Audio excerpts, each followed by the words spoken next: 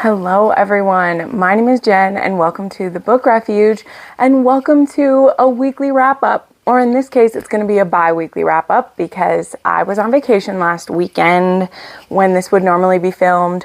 And so we have a lot of books to talk about, we have a lot of ground to cover, and I'm very excited. I read some fantastic books in the last 2 weeks and I'm just so grateful to y'all, and specifically everyone who watches my video, who likes this, who subscribed to my channel, who shows up every single week for every video. Like, you guys literally are supporting me and making this work. And I especially want to thank you to everybody who was so kind and supportive to my 6-month update video that went up a week and a half ago. It went up the day that I went on vacation.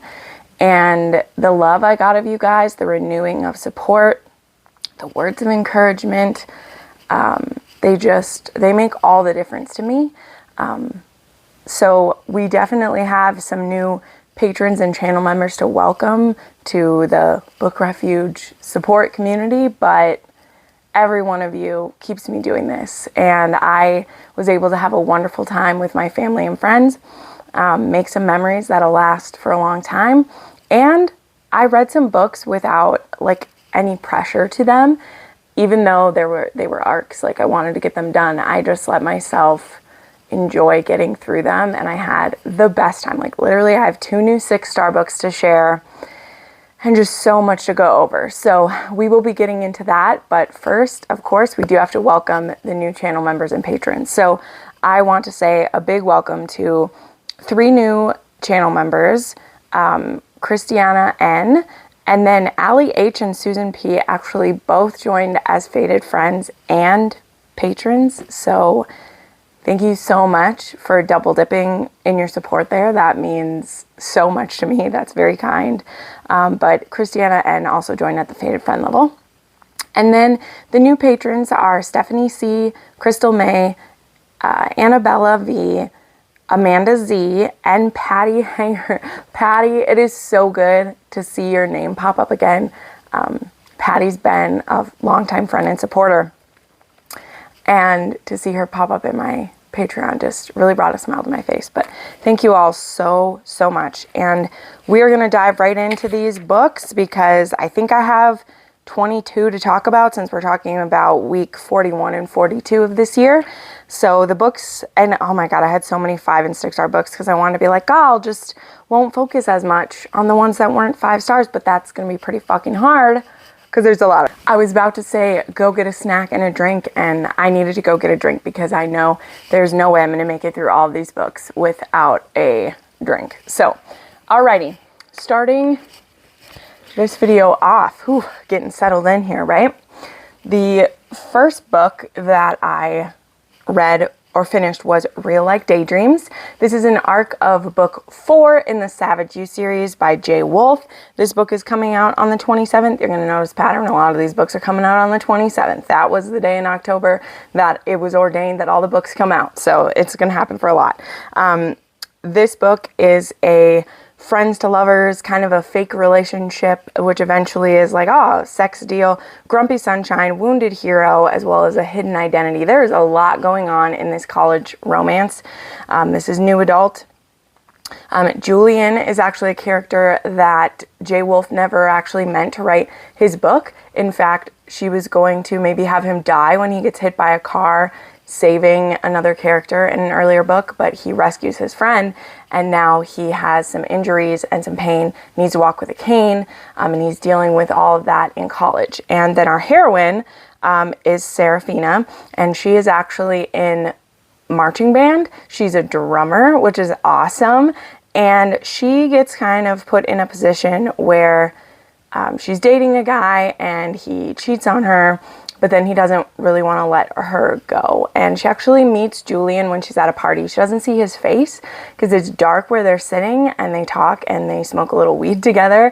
And then they exchange numbers, but he doesn't message her back for a while because that happens to be the night that he gets in his accident. And then later on, they end up having a class together, and now he has some scars as well as walks with a cane, and he gets picked on a little bit. It's mostly comments and people being assholes about his injuries. And she ends up getting bet by the guy who's currently like the captain of the marching band to date Julian and then break up with him. But the thing is, she is now currently in a secret texting relationship with the man called the Phantom, who is Julian. And so she talks to the Phantom about Julian and says that she's been bet to date this guy. And the Phantom encourages her to, why don't you tell that kid that it's a bet? Maybe he'd be willing to work with you. And so the way, and I know I'm explaining this a little bit more than I normally would, but the thing is, I hate dating bets. Like, I hate them. They rarely work out in a way that I appreciate. And the thing that I liked about this is that, again, the Phantom knows that she's trying to date Julian as like a ploy. And so he's encouraging her, well, maybe if you tell him there's something you could offer him, that he would do this for you, and then you wouldn't be lying to him. So it was very interesting. And so Julian keeps turning her down to hang out with her until she explains that it's a bet. So I'm just setting that up because it usurps the thing that goes with a bet being made to date someone, because the Phantom, who is Julian, makes her tell Julian that it's fake, that it's a fake relationship. And he finds out that she actually is in like physical therapy, like classes about, she wants to be a physical therapist. And so he makes her the deal, like, I'll be your fake boyfriend and let you break up with me later if you will continue helping me with my physical therapy, because my insurance isn't covering anymore. So big setup. This is a fake dating exchange thing, and also like a friends to lovers thing. So I had a great time with this book. There were some heavy topics. Julia J. Wolf doesn't quite write like dark, like hard dark romance. Actually, the darkest one that I ever read is Start a Fire, which kind of starts off the Savage U world altogether, like the town of Savage and stuff, because that has a hero who is a little Carter Mahoney-ish. But none of the other books are quite that dark. This one, however, our heroine does struggle with self-harm, and she has scars from that. She has grief dealing with the loss of a parent, and she has some very painful family interactions. So just some things to be aware of in this one. But I gave this a 4.5 star, and it was a 3 on the spice scale. And I really liked, like I said, I really liked how it was a twist on a bet, where everybody's kind of in on it. And I liked that. Okay, next I had a DNF, so we won't focus on that much at all. I DNF'd The Duke Alone by Christy Caldwell. I was really excited to read my first Christy Caldwell, and I received an arc of this from NetGalley. However, I wasn't being drawn into it right away. Like historicals, it's been very tough for me to be sucked in lately, especially by ones that are going to be traditionally published. And I'd heard really great things about Christy Caldwell, and so I was like, oh, I'll try this one. The thing is, this one is going to be closed door. I started seeing that in the reviews because I wanted to know a little more what this was about, because it's supposed to be kind of a twist on like Home Alone, because it's going to be a Christmas one. And so I was interested in this, but the more I was finding out about it, I was finding out it was going to be closed door and that people weren't really connecting with it. And I was like, I don't have time to push myself through a historical that's going to be closed door when people aren't even like loving it too much. So I felt bad. I will definitely revisit Christy Caldwell. I own some of her other ones. I have some on my Kindle, but I had to boot this one out.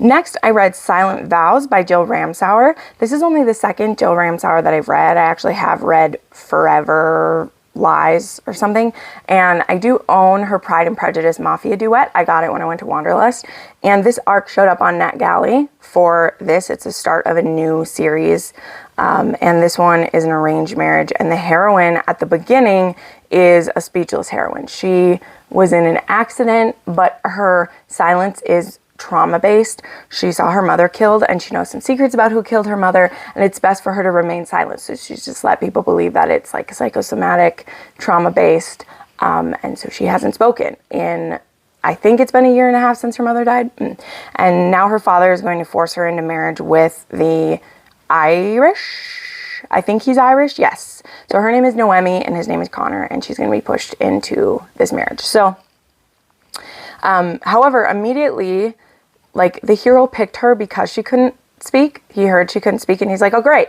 She won't be nagging me. And I was like, really? However, he gets over that very quickly because he doesn't believe that she is, you know, mute or speechless. He has a feeling that there's more going on, and he goes about getting her to reveal it to him.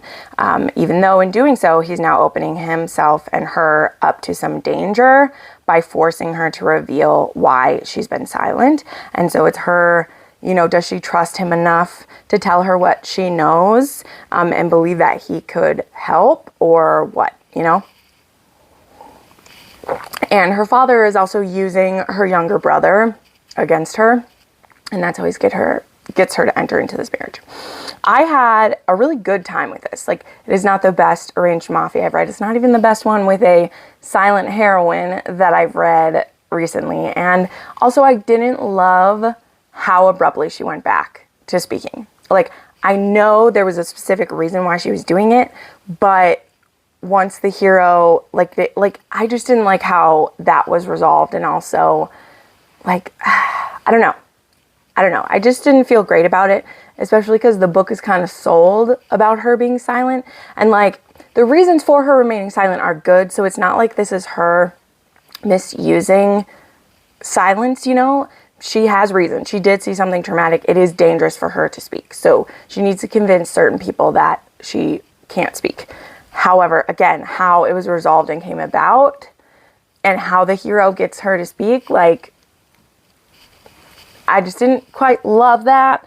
But once we got into that, once we were getting past it, I really loved the hero. He's very possessive. It was good. It was a good time. So I did end up giving it 4 stars. It was only a 2.5 on my spice scale though. The sex was just normal. It's fine. The trigger warnings are death of a parent, trauma, and an abusive parent. And this one is out now. So because, again, these books I'm talking about today go back so many days. Like, I have read it. It's out. Then, whoa, I just spilled those all over the place. That's great. I read an absolutely wonderful book, but I won't be speaking about it here because this was the Patreon book of the month. I am going to be talking about the book that came after this book.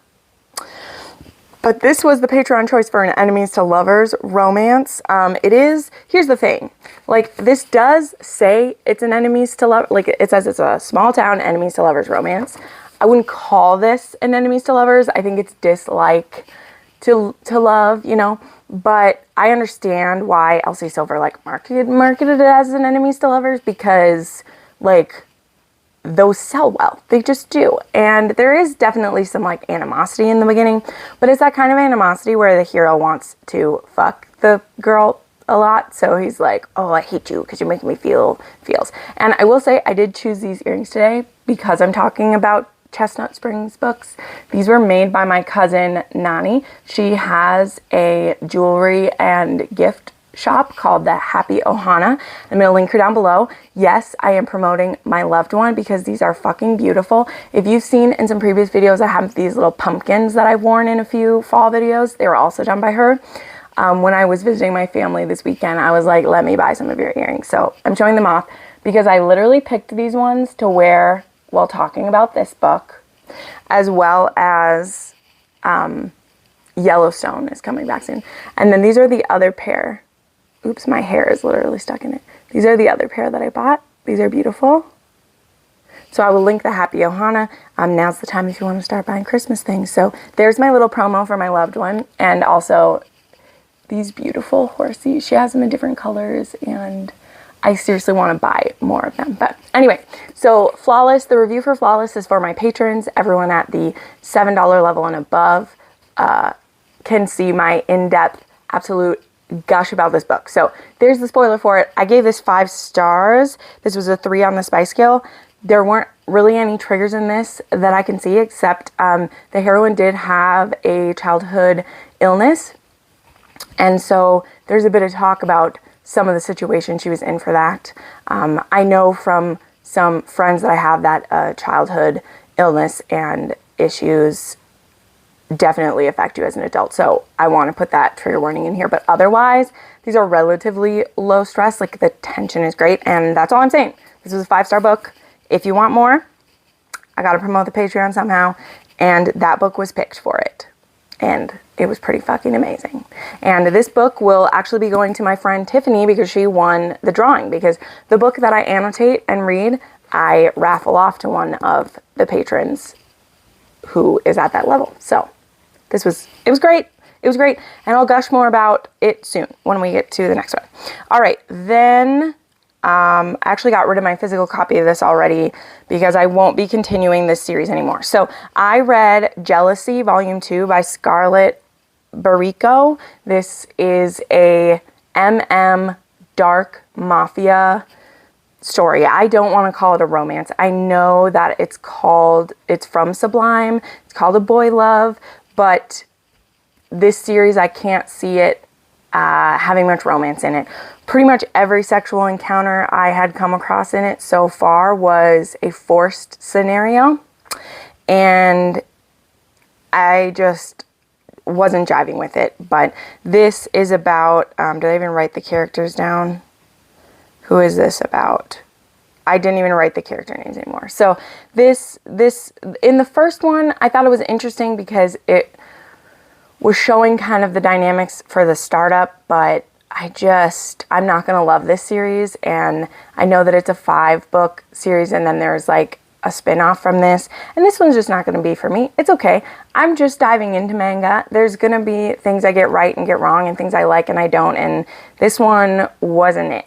It wasn't it. So yeah, this was a 2.5 for me. And there was lots of attempted essay. There was rape in this one. There's characters in peril. It was just a lot for me. So there's that. Okay, sorry. I had to adjust the light. I thought I was going to have beautiful, soft, cloudy light this morning. And then the sun starts peeking through, which is great, but not great when I'm filming, you know? Okay, moving along. I read an arc of Offerings by Ashley Mack. This is my friend. She's a TikToker, Instagrammer, and now an author. This is the author of the Senses series, who wrote The Sight of You and The Taste of You, which I'm really enjoying. I'm having a good time. And she decided to write a Friends to Lovers kind of Halloween seasonal new adult thing. She just decided to dive into it. And so this was supposed to come out on the 27th as well, but she dropped it early, so you can go read this right now. It's less than 100 pages. It's a brother's best friend, but also, best friend's brother. There's a difference. I literally made a video about it. Best friend's brother, and they happen to be going to the same college, and this happens on the night that the hunt happens. And so there's certain boys in the fraternity who become offerings, and if they get caught before sunrise, then the people who catch them get status, and if they survive, then they're not getting killed. They're not getting killed, but if they get caught and brought in as a prize, then they, the people who caught them get the prize then. And our heroine, Elise, she ends up getting wrapped into this, and while her and Colin go on the run from these guys together, their feelings that they've had for quite a long time are starting to bubble out. This did have a character in it who was very much villainized and is very much out to get our heroine. She was previously assaulted by this kid, and he's really after her during this. So it was a bit over the top for this being called, but you know what? It's light in some ways, but you can tell that there's the darker tone. She doesn't mean this to be, it's not like this is a romantic comedy, but it's also just kind of weird because the interactions between the hero and the heroine are very light, but then there's this guy trying to rape her every time we turn around. So, but again, it also wasn't written so heavy-handed that you're overly triggered by what he's doing. It's just clear what this guy's trying to do. I don't know. It's hard to explain. But this is my friend's book. It was fun. If you like to read Halloween novellas, I thought this was cool. And the pining of the hero was really beautiful. And when they finally get together too, it feels so good. So yeah, if you like Best Friend's Brother and like a pining hero. And I think it's also set up well for this to be a novella because there's all the history before. So, I mean, I gave this 4 stars and it was a 2 on the spice scale. And like I said, attempted essay, rememberings of a previous essay, and then characters in peril for this one. Then I read a book. This is called Call the Coroner by Avril Ashton. And so this was recommended by a viewer. It was on my book recommendation form.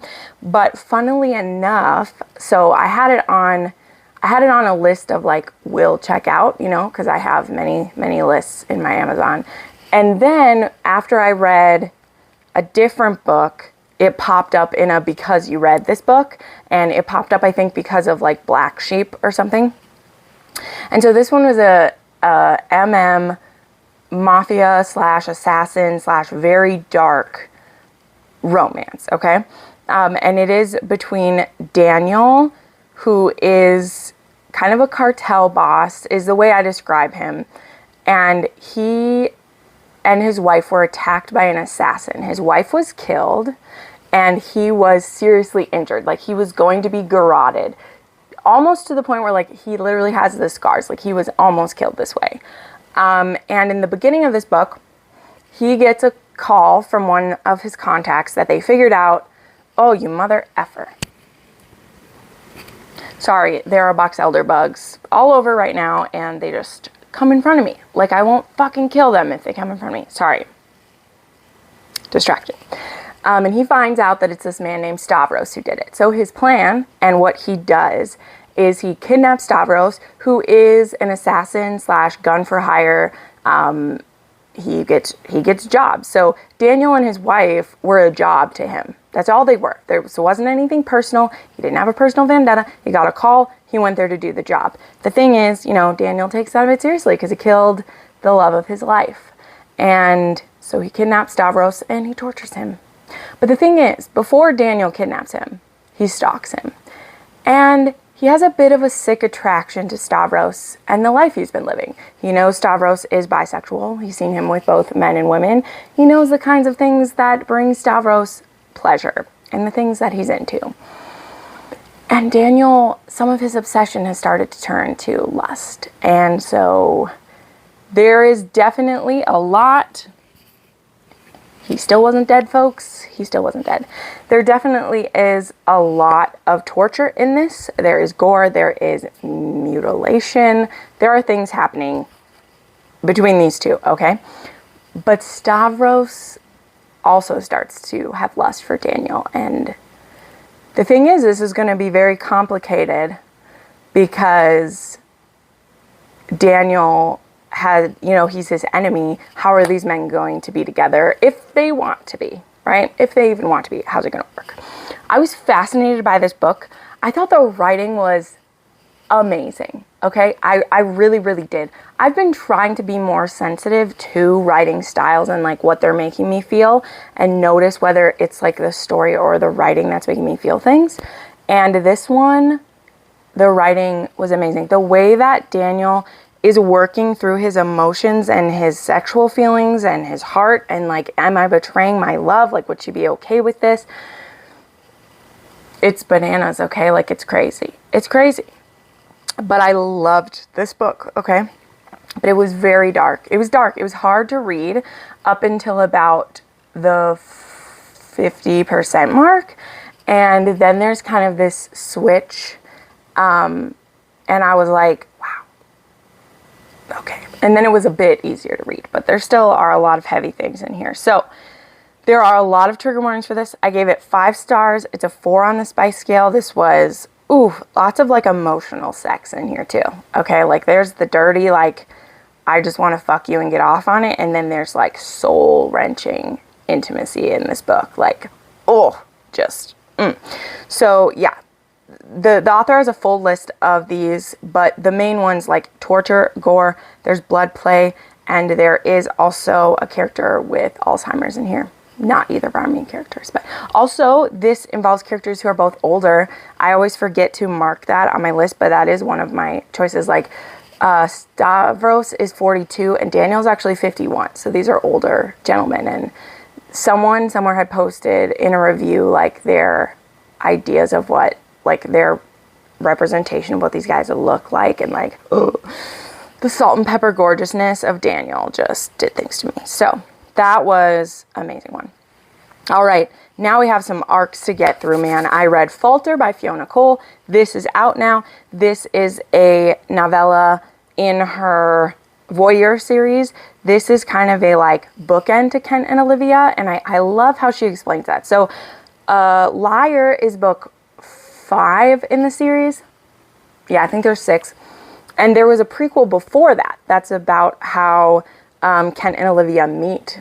Olivia sneaks into her uncle's the Voyeur Club, and she has an encounter with Kent, and then Kent finds out who she is, and that's like what the prequel is, and then the book is their relationship, and then this takes place 5 years later when they're trying to have a baby. So yeah, infertility issues, a bit of miscommunication, but it was spicy and fun. They do have a BDSM dynamic in this. It's an age gap. It's also Olivia and her uncle needing to work through some things because he's still very much like, don't show me you two being together. Even though they've been married for so long now, it's a bit like hypocritical to her, and she feels like she's being forced to still be a child even though she's a woman and she's married and she wants to be involved in her husband's business. So like there's a lot to it, and honestly this almost felt like there was enough for it to be another full novel, but I understand why it wasn't, because you don't want there to be too much angst in this relationship that we love so much. And there was just enough. Like, it doesn't quite go to a full-blown miscommunication with them. There's just a few things that Kent isn't picking up on that Olivia kind of needs him to pay attention to, right? And so, yeah, really the only trigger warning is the infertility. Is it really infertility? No. But I think it's, like, difficulty getting pregnant is what I would say. Like, they hadn't even, like... Anyway. You'll see it if you read it, but it's not the same kind of infertility triggers that I would see in other books where I would be like, oh, this really hurt. I think it's more of like, she hasn't even like mentioned it yet. It's just what she's feeling. So, I mean, that can definitely be a trigger, but it's not, you know, like they don't even know if it's her or him or what's going on. So anyway, I gave it 4 stars and it was a 3.5 on the spice scale for me. Then I read King of Wrath by Anna Huang. This is her first book in is it going to be the Kings of Sin? I think it's going to be the Kings of Sin series. So it's going to be the 7 Deadly Sins.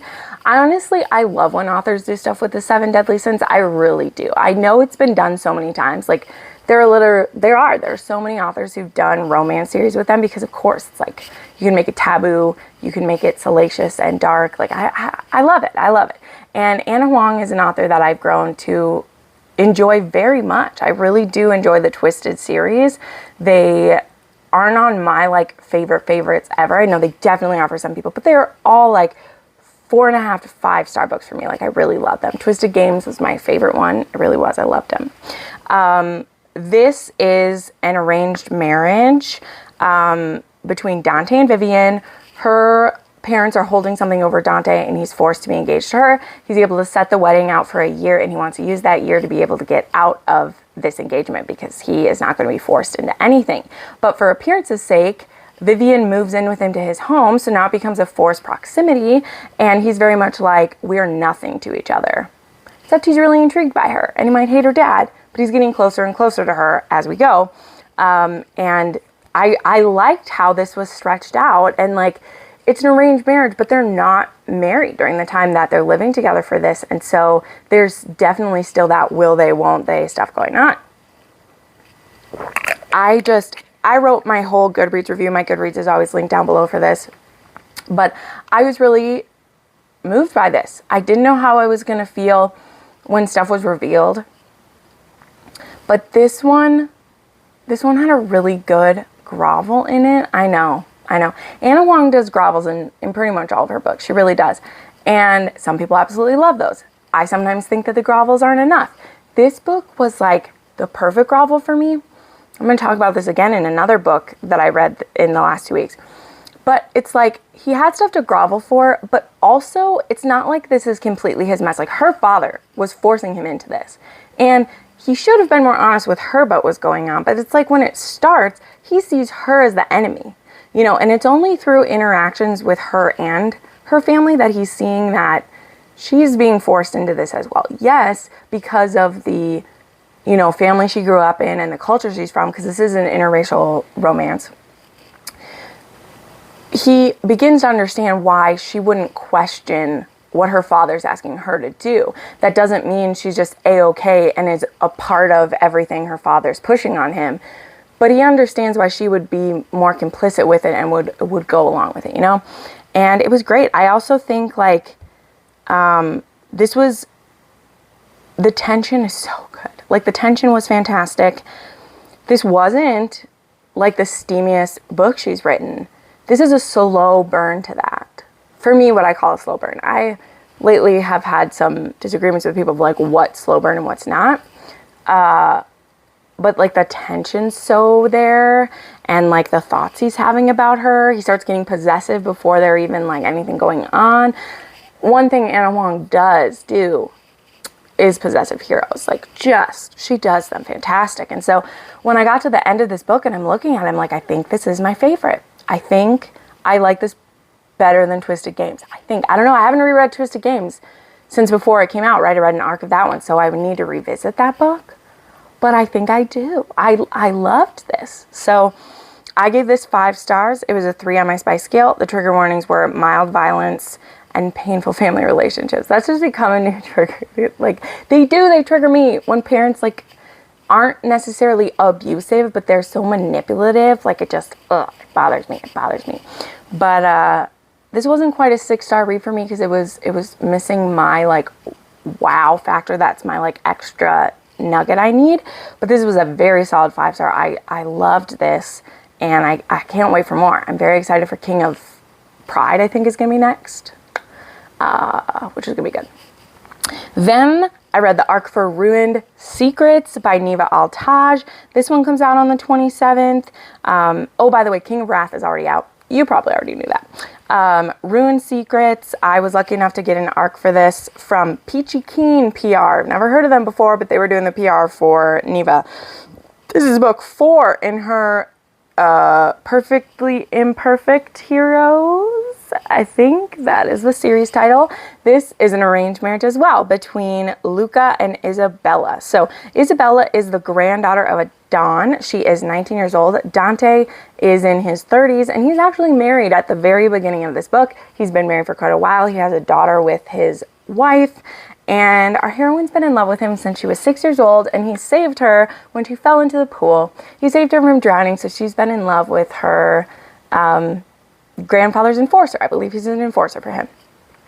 At the beginning of this book, though, his wife is caught cheating with him. He shoots the guy in the head and he kicks her out of his house and is like, we're getting divorced. When his Don finds out he's getting divorced, he's like, hey, by the way, I'm dying. So there is a trigger warning for loss of a grandparent, because we do see it happen in this book. We see it happen. And he wants Luca to be his successor, and he says, I'm going to marry you to my granddaughter, and then you will have the support, because the people very much respect my granddaughter. And the thing that Luca doesn't realize, because number one, he just does not want this to happen. He's like, she's a child, I feel gross.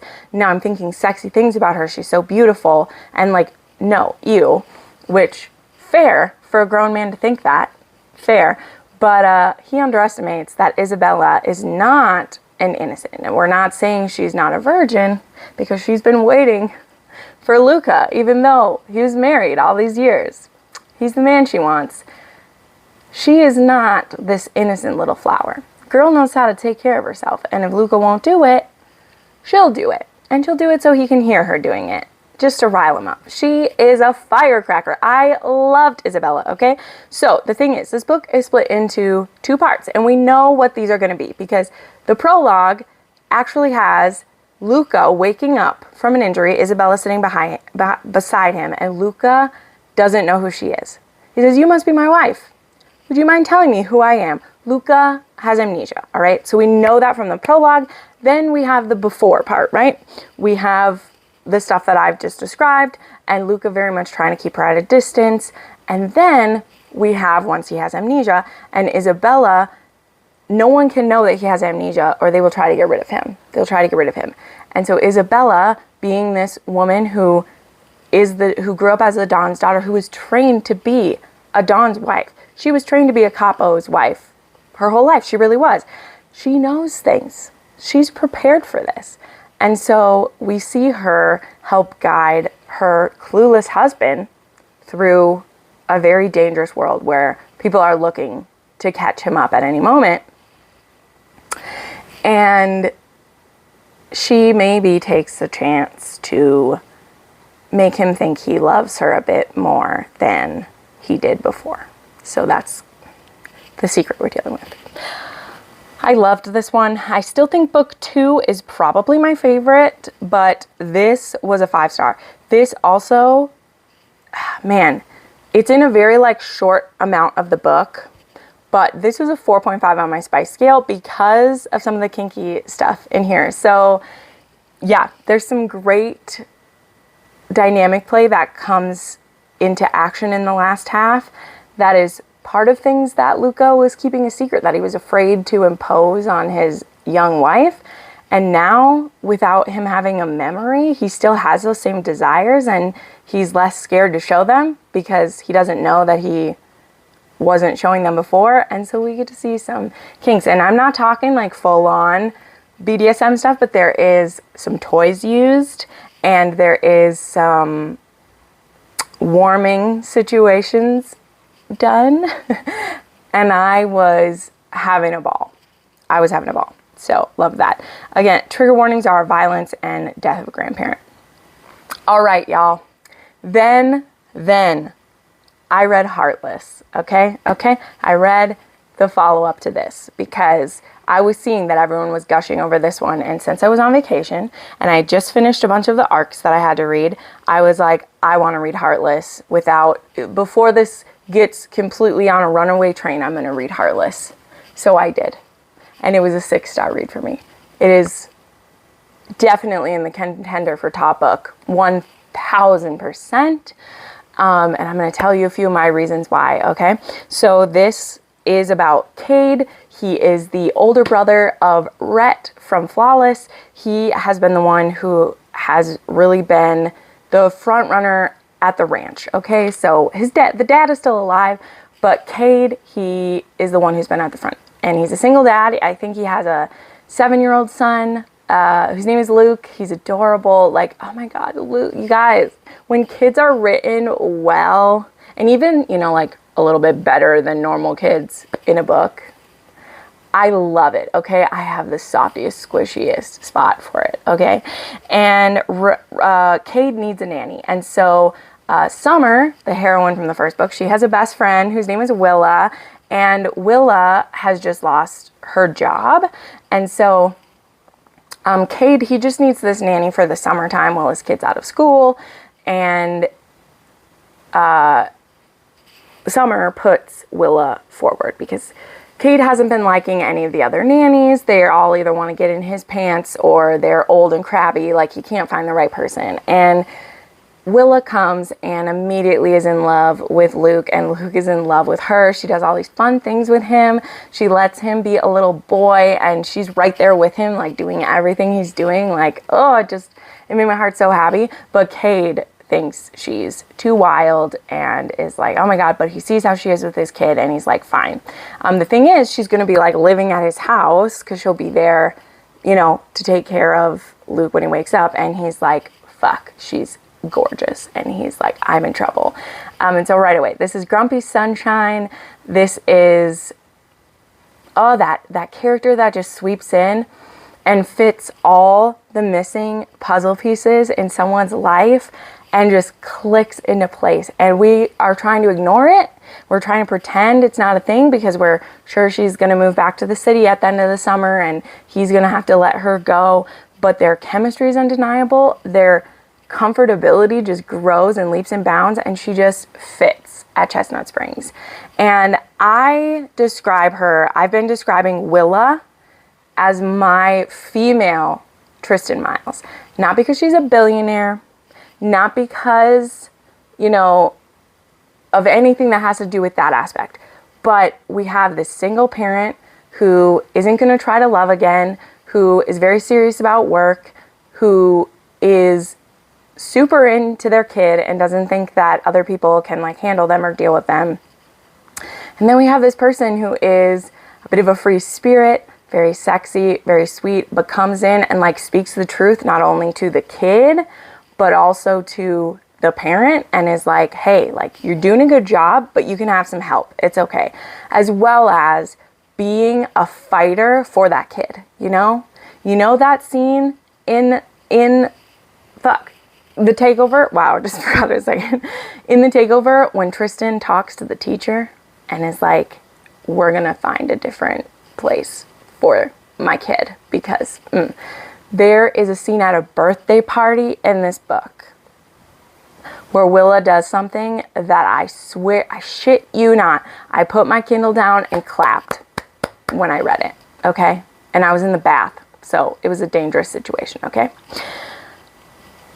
And also, their chemistry is just undeniable. It's amazing. It's so great. And the whole family loves her, and it was so good. There was no other woman drama, even though there is an ex, like, the ex-wife exists. We definitely see her try to insert herself. But there isn't other woman drama. There isn't any of that. And the way the third act conflict was handled, it's not even a conflict. There's an issue that comes up. And the way that the heroine reacts, I was so proud. I don't know another way to say it. I was so proud of her because it was exactly what she needed to do. You know, it wasn't a blown up situation. Like it was a bit of a panic. It was a stress.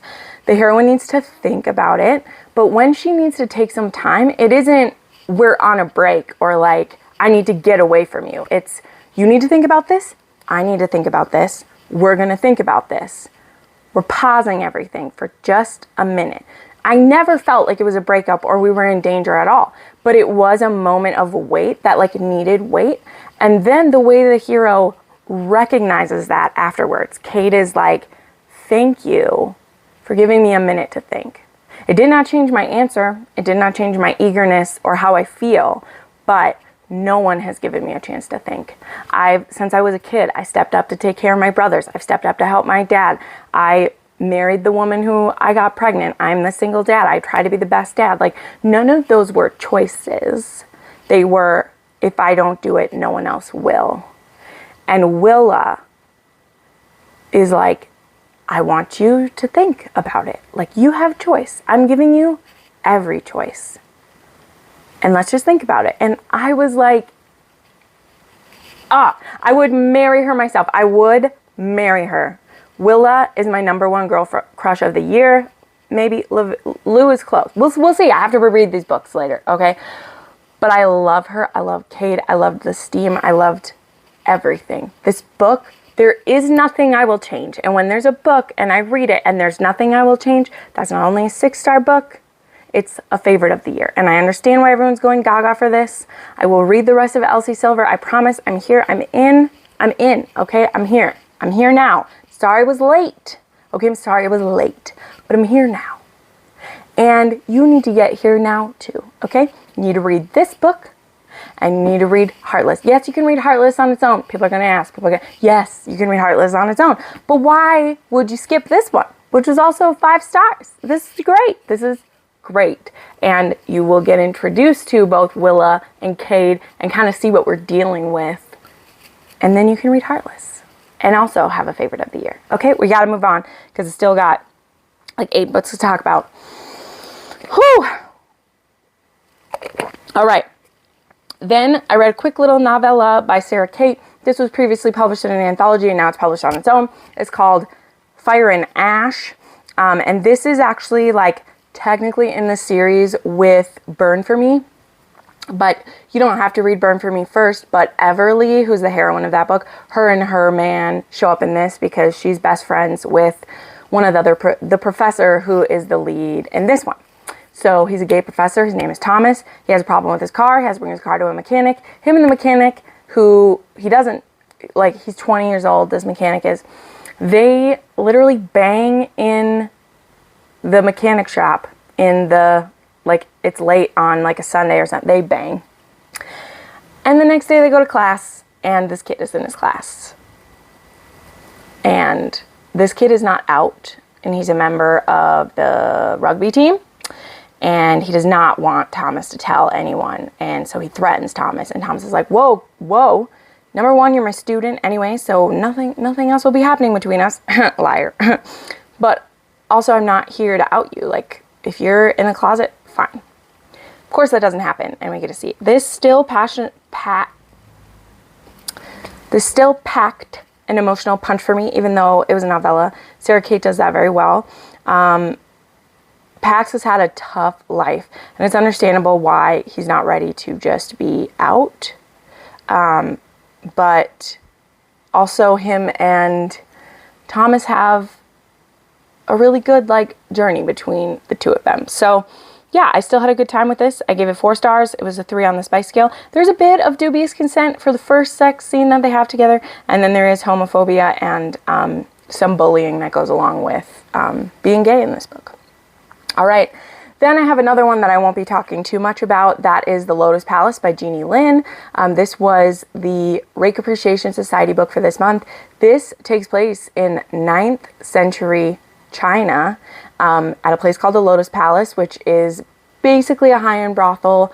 And Yu Ying, our heroine, is actually a servant to one of the courtesans there. She's one of they're called like the top 5 like courtesans in the area. And there is a murder that takes place, and we have Bai Wang, who is a scholar and from a pretty privileged family, who he is kind of caught up in this because he was actually maybe one of the last people to see one of the concubines who is killed, or the concubine who's killed. And he also then kind of like scoops Yu Ying into the investigation with him. And so this is a romance between Bai Wang and Yu Ying. Yu Ying doesn't understand why anyone would like sex, because she may be a servant of a concubine now, but she was a prostitute before she was then able to be a servant for someone else. So she has never had any really consensual sexual experiences, and Bai is very interested in her, and she's like, he's only interested in sex with me. He's only being nice to me because of that. And yeah, Bai Wang does want to have sex with her, but it's because he finds her so unique and interesting, and he wants to spend more time with her. And so there's so much going on in this, and it's a historical unlike any other that I've ever read. Like, honestly, I've never read anything like this, and it wouldn't have been the first thing I want to pick up. But for Rake Appreciation Society, Crystal and I want to try all different kinds, not just for the sake of reading diversely, which is important. I do believe that, but discovering things we wouldn't normally read that are outside of Regency, or, you know, even like Vikings or things like that we're used to reading. And there is so much to take on with this book, because, you know, that's the thing when you're reading historicals like this, is that you still know the groundwork of everything that's going on there. You know, it's a different story, and it maybe the time periods changed a little bit, but there's not such vast differences. This was a whole new world, and I feel that Jeannie Lin did a great job of making that world rich and beautiful, and then I was also still able to follow along with the mystery that's going. So yeah, if you want more in-depth thoughts of that, I will link the live show up here. It's a pretty short one. It's only 45 minutes, but I did give this 5 stars. It was only 2 on the spice scale, but this is one of those where, like, I did not know how this romance was going to work out until the last chapter, and then I felt so full. Like, it was such a beautiful connection together. Like, there's an audiobook for this one too. It's exclusive to Audible though, so I had to use a credit to get this one. But oh god, it was great. It was so good. There is trigger warnings for like sexism, misogyny, and some slang terms against sex workers, so just keep that in mind. Then I actually listened to the audio for Broken Man. Lydia Michaels, these books are about a decade old, and they've gotten recovered, and their audiobooks have been like re-released. And so I've been able to listen to the audiobooks for most of the books in this series from Valentine PR. So Broken Man was one that I was really nervous to read, actually, because I've read so many of the other ones. I actually only have 2 left. There's 8 in this series total, and I've listened to them and read them out of order because they really kind of take place all overlapping. Like, this one starts all the way back before the first couple has even gotten together, and this is book 5. So like, this book spans like 6-7 years of time, right? But I was nervous about this one because I read the book right before this one, which is about the youngest sister, and she is actually like in love with Tristan, who is a man who moves to Center County, and he's trying to start a new life. He was basically disowned by his family for being gay, and he wants to start fresh, although he moves to a town that is just as homophobic as where he came from. But he's friends with Ryan, who's one of the cousins of the McCulloughs, and Ryan knows that he's gay, and he's his friend, and he ends up getting a job with the McCulloughs, and him and Luke are very much drawn to each other.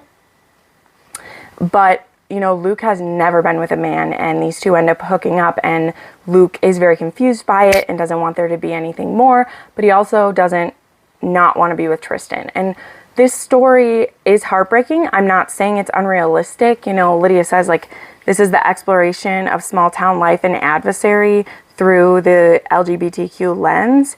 And so I understand what she's doing with this story.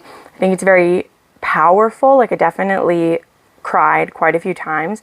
The thing is, it's not enjoyable in a lot of ways, because this love, which eventually is an engagement, is kept hidden for 6 years from family who would absolutely accept them, from family who knows the whole time.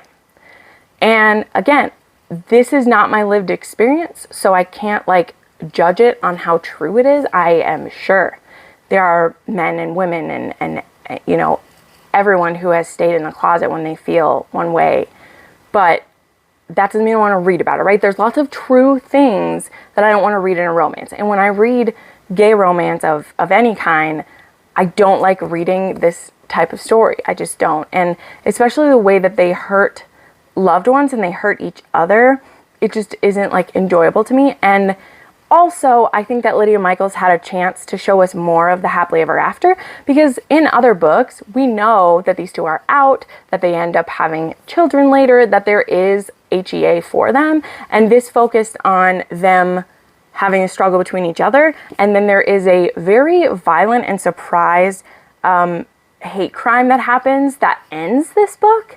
And then we have an epilogue where they say their vows to each other, and it's over. And I just feel very cheated from getting to see them be accepting of that. Well, mostly Luke, because Tristan's accepting of who he is, but he's forced to hide who he is because Luke is hiding who he is.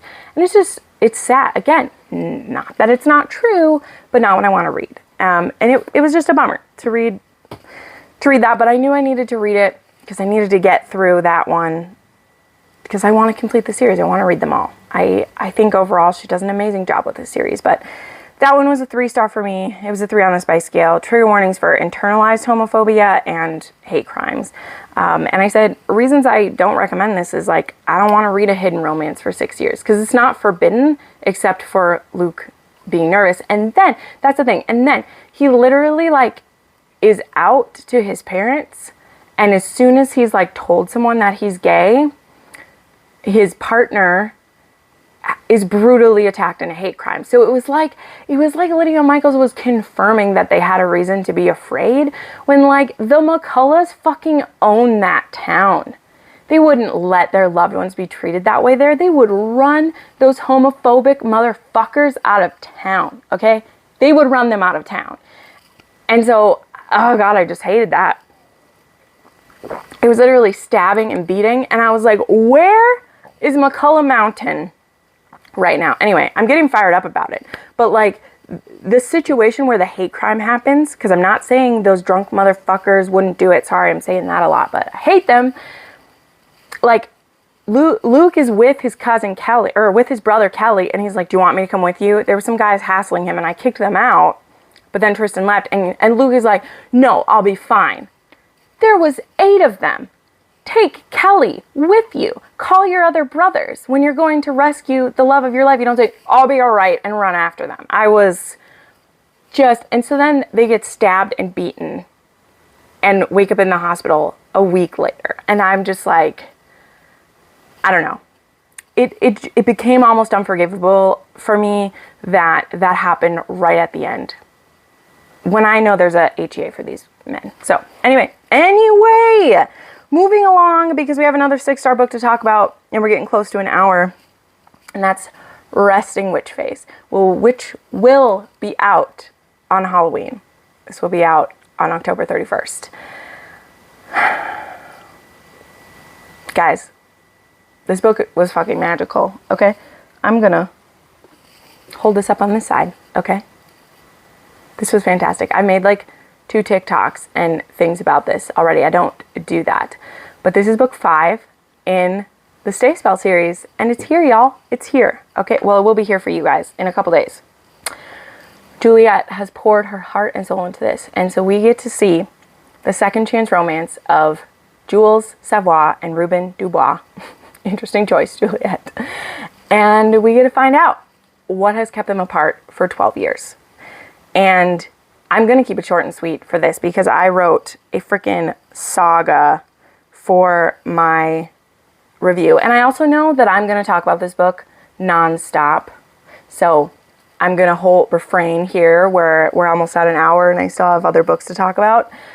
But this worked for me. There's no other way to say that. When I found out the issue that kept them apart, because I was nervous about it, because I'm like, man, what is it that kept them apart all this time? For who Jules is and the job that she has as the most powerful siphon and enforcer in New Orleans, and the leadership role she has, the, almost matriarchal, even though her parents are still alive, but, the head of her sisters, the oldest sister, the dignity she has, the power and influence she has, she didn't start that way. And when she was taking over, she was with Ruben. And some miscommunications and oversteps and things that went down, which were being hinted at through this book, which we do find out at about the 50%, so it won't drag you out forever, but it is, you're getting pieces and pieces until you find out what it is. I can see why the position Jules was in and the situations that were happening and then the trust that gets broken, why Jules felt there was no hope for them. Now, being beings and creatures and supernatural entities that are going to live for decades and centuries, I think it was a little short-sighted of her to think that they could never try again, even though that's something that Ruben is very aware of. He's like, I've ruined this for now. I need to give her time, and I'll try this again. Like, that was always in his mind. And it's as we see it laid out, it's very deliberate choices that he's made. And what's amazing is now when we look back, sorry, I won't grab it, and we see with Wolf Gone Wild, when Jules first has to bring Ruben back into the fold to help with the situation, so much of what happens in this book is set up with Wolf Gone Wild. So if you've been reading through the series, which you absolutely have to do, you cannot read this series out of order, my loves. You cannot. This is a series, there's not room for that in this. You need to read it in order because it's a building thing. You can see now what the last 2 years of their lives and their interactions have led up to the point now where Ruben is like, I'm making my move. It's time now. Let me prove to you what's changed in this time, because people change. It's why second chance romance works for me and why it doesn't work when that doesn't happen, because people do change. They do. They can if they want to, and they try hard enough and they work through it, okay? I love second chance romance because I've seen it happen. I've shared this before. My parents had a divorce. They married again to each other. My father's been sober for 7 years. Like, I've seen people change, okay?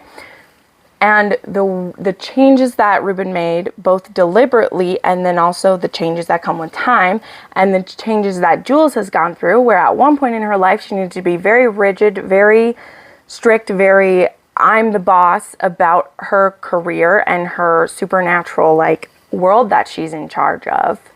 There wasn't room for what was happening. And boy, was it beautiful to watch it work out. So people will have complaints, people will have things where they don't feel satisfied, and that's completely fine. That's going to be the individual experience. Am I biased by my friend? A little bit. Do I know like what she was planning? I mean, no, I don't know what she was planning, but I knew just from having read the other books, you guys, like, you know, this isn't the highest angst level series. Like, it is fun, it is sweet. This is, in my opinion, the darkest one so far, but not really because of Jules and Ruben, but because of what we come up against as they are touring first the US and then they go to the UK to try to get the vote passed to give werewolves a voice, to get them on the covens, to be able to have a say, and to also, you know, make them members of society again. And the opposition they're running into, there are people who are willing to go to many lengths to prevent it from happening. So yeah, I think that's enough gushing. I know I'll be talking about it again. I cannot wait to have a copy of this in my hands. I can't wait for you all to be reading it. Go pre-order this. It's going to be fantastic. It's going to be fantastic for you all. I loved it. I cried multiple times. It was beautiful. Of course, the steam was magnificent. It's very much beautiful too because Ruben, being who he is, he needs like complete submission from a partner. Juliet always does power dynamics very well without it being full-on BDSM in her books.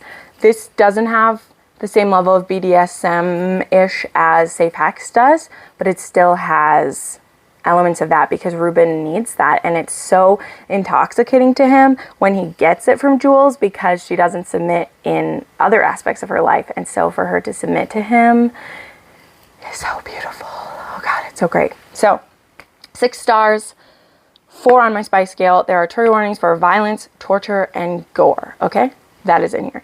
Moving along, I am trying my damnedest to do the historical romance readathon this weekend. Probably only going to get through 2 or 3 of the books, but yesterday I did finish The Bride Goes Rogue.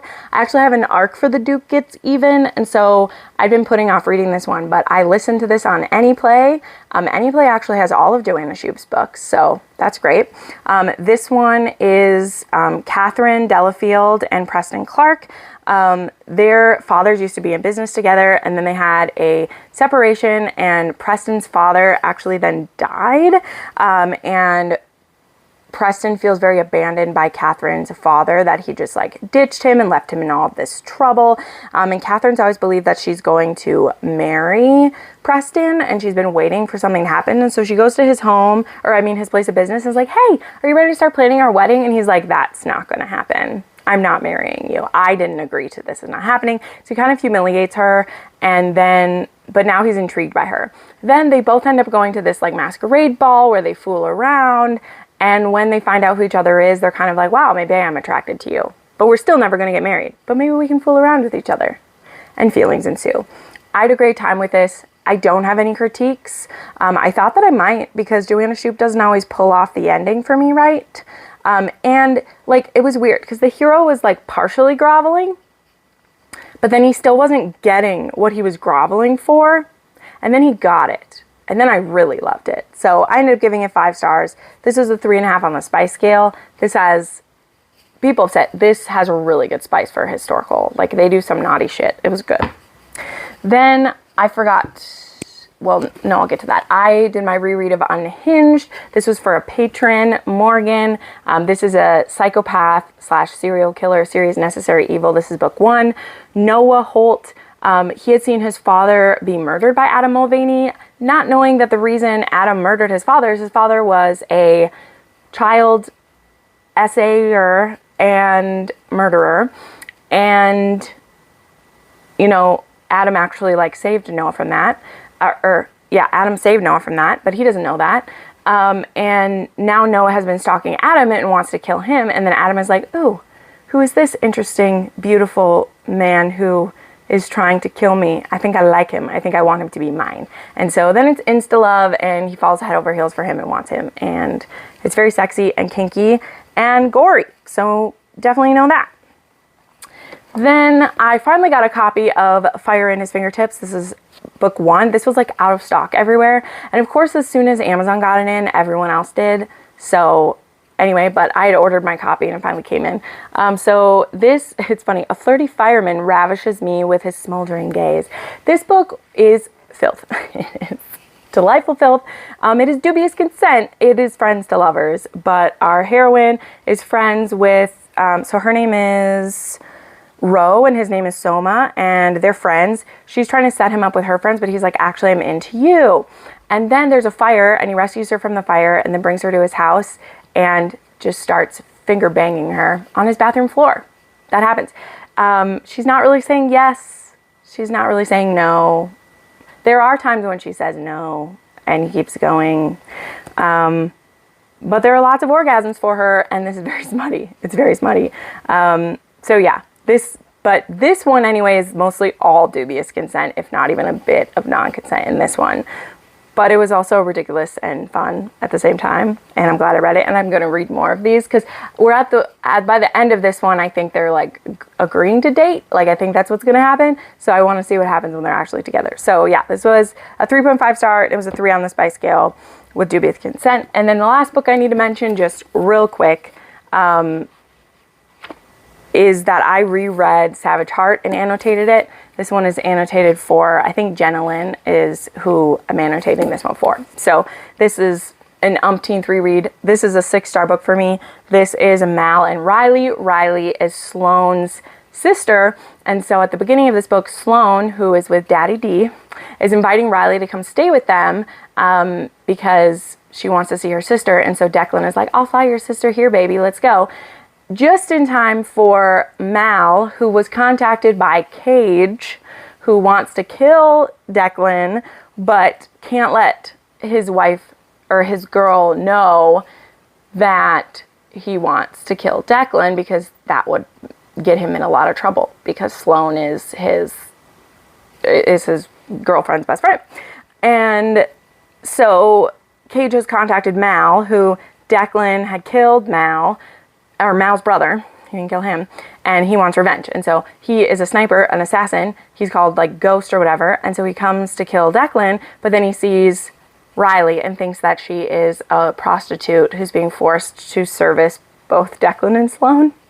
He reads the room very badly, and he ends up kidnapping her and taking her to his home in Russia to keep her as his own. So, yep, love it. Loved revisiting it. So, there we go. We're just over an hour here. That's great. Those are all the books that I read in the last 2 weeks. Hopefully we'll be back to our weekly schedule for a little bit. Make sure you check out all the links down below. Yeah, I think that's it. That's enough talking. I'll see you next time, friends. Bye.